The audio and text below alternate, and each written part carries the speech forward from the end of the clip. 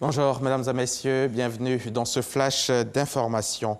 Seydou Elimane Diarra, ancien Premier ministre de Côte d'Ivoire, né en 1933, est mort dimanche dernier, 19 juillet, à Abidjan. Après la levée de corps qui s'est faite hier matin, la nation a rendu hommage à un homme d'État, un homme discret, un homme de consensus. Gabriel Zani était hier sur le lieu de la cérémonie pour RTI1, c'était à la primature. Son reportage à 13 h. Henri Konan Bédié, 86 ans, pourrait être le candidat désigné pour l'élection présidentielle d'octobre 2020 à l'issue des conventions éclatées prévues les 25 et 26 juillet 2020 du Parti démocratique de Côte d'Ivoire dont il assure la présidence. Seul en lice au sein de sa formation politique, il a accepté les sollicitations des représentants des différentes instances de son parti au cours d'une rencontre tenue le 20 juin dernier. Depuis juillet 2019, l'État ivoirien est actionnaire majoritaire au GUS, le guichet unique du commerce extérieur de Côte d'Ivoire, avec une participation à hauteur de 70% du capital. C'est pour inciter le GUS à maintenir le cap et être plus performant que le ministre du Commerce et de l'Industrie a eu un entretien avec sa direction. Par la même occasion, le ministre Souleymane Diarra a annoncé que le volume de commerce extérieur du pays est estimé à 12 000 milliards de francs CFA. Le reportage de Walter Amadou Ouattara à suivre tout à l'heure dans le 13 h.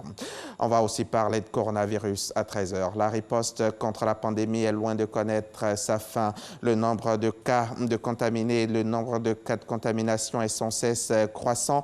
Les entreprises soucieuses d'apporter leur contribution à cette lutte continuent de faire des dons. Hier, vendredi, avant-hier, vendredi 24 juillet, au cabinet du ministère des Mines et de la Géologie, 2 entreprises minières ont fait un important don d'une valeur de 55 millions de francs CFA. Il s'agit respectivement de la compagnie Africa Gold qui exploite la mine de Bonikro et la société Nava Bharat Ventures Limited. Chèque Koné Aboubakar. C'est un chèque de 50 millions de francs CFA remis par le groupe Africa Gold au ministre Jean-Claude Kouassi. Mais en réalité, ce don marque la 3e tranche de la contribution financière directe de 150 millions de francs CFA offert par ce groupe minier exploitant de la mine d'or de Bonikro. Quand vous acceptiez notre proposition d'étaler la contribution du groupe Africa Gold, nous anticipions ensemble que la lutte serait longue. Beaucoup a été fait par le gouvernement de Côte d'Ivoire entre-temps. Beaucoup reste à faire encore. Et je voudrais là-dessus vous assurer, Monsieur le ministre, qu'à l'instar du grand nombre d'entreprises mobilisées, le groupe Africa Gold reste mobilisé à vos côtés. La seconde remise de chèque est revenue à la société Nava Bharat Ventures Limited, qui a fait don d'un montant de 5 millions de francs CFA. Nava Bharat Ventures Limited compte saisir cette dynamique pour intensifier ses activités en Côte d'Ivoire à travers la construction d'une usine de transformation de minerais de manganèse en ferro-manganèse et en silico-manganèse. Des gestes fortement appréciés par le ministre des Mines et de la Géologie. Fraternité et notre union qui nous permettront d'enregistrer dans la durée des progrès significatifs et de vaincre la pandémie du coronavirus.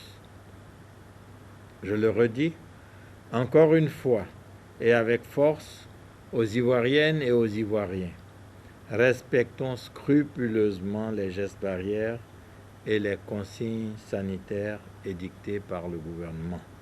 Depuis l'apparition du premier cas de coronavirus en Côte d'Ivoire, plusieurs entreprises, dans un élan de solidarité, ont apporté leur contribution afin d'aider le gouvernement dans son plan de riposte sanitaire.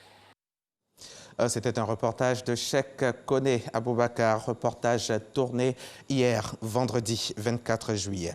L'épidémie de coronavirus prend des proportions inquiétantes en Afrique du Sud. Avec près de 400 000 cas et 6 000 morts, le pays est devenu le 5e pays au monde le plus touché et le premier sur le continent africain. Les mesures barrières restent en vigueur partout dans le monde. C'est le lavage des mains, la distanciation physique et bien sûr tousser ou éternuer dans le pli du coude. En RDC, au moins 37 corps ont été retrouvés jeudi dernier à Pinga et ses alentours dans le territoire de Walikale, au nord Kivu. Ce bilan, encore provisoire et consécutif aux affrontements entre deux factions du groupe armé Ndoma Defense of Congo rénové.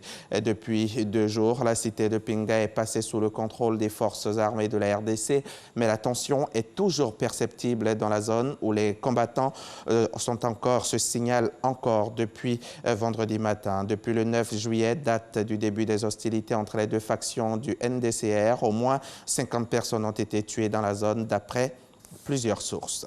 Au Tchad, le procès du tramadol s'est achevé hier vendredi. Le tribunal a reconnu coupables de trafic de drogue les 11 prévenus et les a condamnés à des peines allant de 5 à 10 ans de prison et de fortes amendes. Pour de nombreux observateurs, malgré la condamnation des prévenus, le procès du tramadol n'a pas permis de faire la lumière sur un trafic qui se sert des institutions de l'État depuis des années. Fin de ce flash, prochain rendez-vous 13h, bien sûr, sur RTI.